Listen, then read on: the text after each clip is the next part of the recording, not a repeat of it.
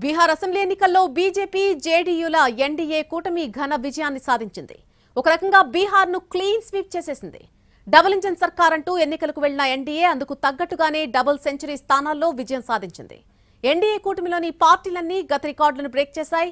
2020 ఎన్నికల కంటే ఎక్కువ సీట్లు సాధించాయి.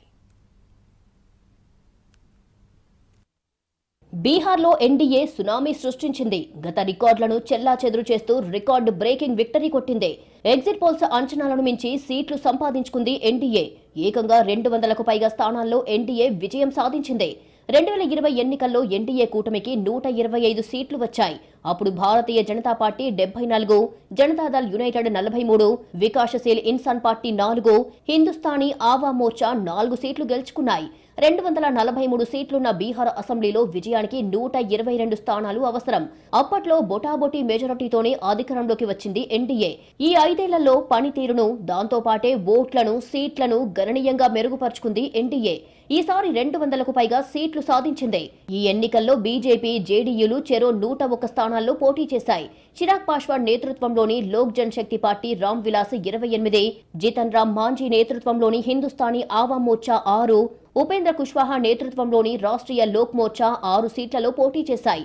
1951 తర్వాత రాష్ట్ర చరిత్రలోనే ఈసారి అత్యధికంగా దాదాపు 66.91% పోలింగ్ నమోదయ్యింది. సాధారణంగా ఎక్కువ ఓటింగ్ జరిగితే ప్రభుత్వ వ్యతిరేకత ఉందని, ప్రజలు మార్పు కోరుకుంటున్నారని భావిస్తుంటారు. బీహార్ ఎన్నికల చరిత్రను చూస్తే 5% కంటే ఓటింగ్ పెరిగినప్పుడల్లా గవర్నమెంట్ మారింది. 1962లో 44.5% ఓటింగ్ నమోదయ్యింది. అది 1967 నాటికి 51.5%కి పెరిగింది. అంటే 7% ఓటింగ్ పెరగడంతో కాంగ్రెస్ ఓడిపోయింది. 1980లో సుమారు 7% ఓటింగ్ పెరగ్గా జనతా పార్టీ ప్రభుత్వం పడిపోయి కాంగ్రెస్ అధికారంలోకి వచ్చింది. 1990లో 5.8% ఓటింగ్ పెరగ్గా కాంగ్రెస్ ఓడిపోయి లాలూ ప్రసాద్ యాదవ్ ప్రభుత్వం ఏర్పడింది. 2005లో 16% ఓటింగ్ తగ్గినప్పటికీ లాలూ ప్రసాద్ యాదవ్ కోట బీటలు వారింది. నితీష్ కుమార్ అధికారంలోకి వచ్చారు.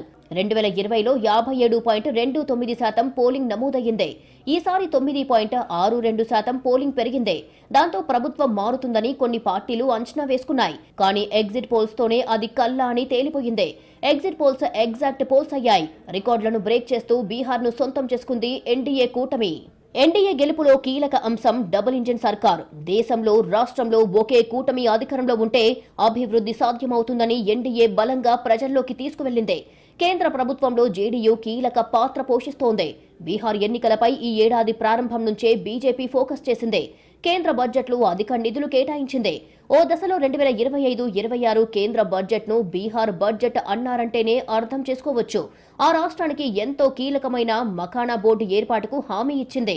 దేశంలోని 90% మఖానా ఉత్పత్తి బీహార్లోనే జరుగుతుంది. దర్భంగా, మధుబని, సమస్తీపూర్, సీతామఢి, పూర్నియా, కతిహార్ జిల్లాలో మఖానాపై ఆధారపడి జీవించేవారు ఎక్కువ. మరోవైపు ప్రధాని మోడీ కూడా పూల్ మఖానాను ప్రపంచ దేశాల్లో ప్రమోట్ చేశారు. ఇంకోవైపు ఫుడ్ ప్రాసెసింగ్ కోసం నేషనల్ ఇన్స్టిట్యూట్ ఆఫ్ ఫుడ్ టెక్నాలజీని బీహార్కు కేటాయించింది. కొత్త ఎయిర్పోర్టులను కేటాయించింది. వీటికి తోడు ఈబీసీలకు 10 లక్షల రూపాయల చేయూత, మహిళలు వ్యాపారాలు చేయడానికి 2 లక్షల రూపాయల సాయం, రైతులకు 9,000 రూపాయల పెట్టుబడి సాయం వంటివి ప్రజల్లోకి వెళ్లాయి. రాష్ట్రంలో నితీష్ సర్కార్ తీసుకొచ్చిన అనేక పథకాలు ఎన్డీఏ గెలుపులో కీలక పాత్ర పోషించాయి. 20 ఏళ్లకు పైగా అధికారంలో ఉన్న నితీష్ కుమార్ సుశాసన్ బాబుగా ప్రసిద్ధి చెందారు. నితీష్ కుమార్ హయాంలో మహిళా సాధికారతకు ప్రాధాన్యం ఇచ్చారు. ఈ ఎన్నికలకు కొద్ది రోజుల ముందు మహిళా రోజ్గార్ పథకం కింద దాదాపు 21 లక్షల మంది మహిళలకు వారి ఖాతాల్లో 10,000 చొప్పున జమ చేశారు. స్వయం ఉపాధి పథకంలో ప్రతిభ ప్రదర్శించిన వారికి 2 లక్షల చొప్పున రుణాలిస్తున్నారు. దీంతో మెజారిటీ మహిళలు ఎన్డీఏకు ఓటు వేశారు. పేదల ఇళ్లకు 125 యూనిట్ల వరకు ఉచిత విద్యుత్ ఇస్తున్నారు. గ్రామీణ ప్రాంతాల్లో తాగునీటి సరఫరా సహా సామాజిక భద్రత, పెన్షన్లు, పలు సంక్షేమ పథకాలను అమలు చేశారు నితీష్. ఎన్డీఏ గెలుపులో ప్రధానమంత్రి నరేంద్ర మోడీ కీలక పాత్ర పోషించారు. ముందుండి ప్రచారాన్ని నడిపించారు. లాలూ ప్రసాద్ యాదవ్ కాలం నాటి జంగిల్ రాజ్ను పదే పదే బీహారీలకు గుర్తు చేశారు. మళ్లీ అలాంటి రోజులు వస్తే పరిస్థితి ఎలా ఉంటుందో చెప్పే ప్రయత్నం చేశారు. ప్రతి సభలోనూ జంగిల్ రాజు గురించి ప్రస్తావించారు మోడీ.